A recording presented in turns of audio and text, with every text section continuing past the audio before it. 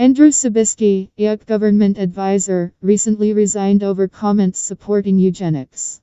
Around the same time, the evolutionary biologist Richard Dawkins, best known for his book The Selfish Gene, provoked controversy when tweeting that, while eugenics is morally deplorable, it would work. Eugenics can be described as the science and practice of improving the human race through the selection of good hereditary traits. Eugenics inevitably brings to mind the atrocities committed by the Nazis, who used eugenic ideology as the rationale for large-scale forced sterilization, involuntary euthanasia and the Holocaust. Given this sinister history, it is bound to be alarming when government officials endorse eugenic ideas. The eugenics movement of the past has been thoroughly discredited on both moral and scientific grounds. But questions about the ethics of genetically improving humans remain relevant. The emergence of new genetic technologies often prompts renewed debate. Can eugenic ideas about improving the human race be divorced from the evils of the past and pursued through benign means? Or is there something inherently morally problematic about the idea of genetically improving humans? In new, morally responsible eugenics may well be defensible, and new genetic technologies must be assessed on their own terms. But we also need to consider the broader political context.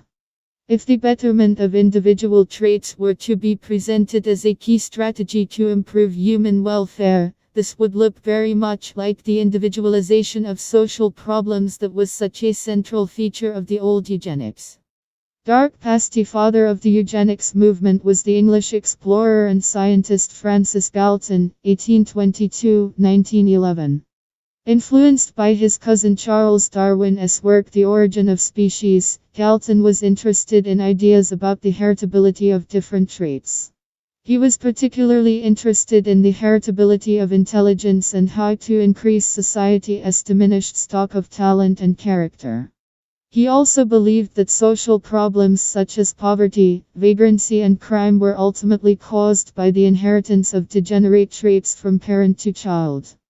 Galton embarked on an ambitious research program with the explicit goal to improve human stock through selective human breeding. In 1883 he named this research program eugenics, meaning good in birth. Galton's ideas quickly became influential and were widely embraced. First in Britain but subsequently in many other countries, including the US, Germany, Brazil and Scandinavia. At a time colored by widespread concerns about the state of the nation, lack of social progress and the degeneration of the population, Galton's ideas inspired a popular movement for social reform through selective human reproduction. The first half of the 20th century saw the enactment of a variety of eugenic policies. Positive eugenics focused on encouraging those of good stock to reproduce, such as through the fitter family contests put on across the US. Negative eugenics involved discouraging or preventing reproduction among those deemed unfit, such as the poor, criminals or the feeble-minded. You can read full post on tryptophans. News, link available in text below.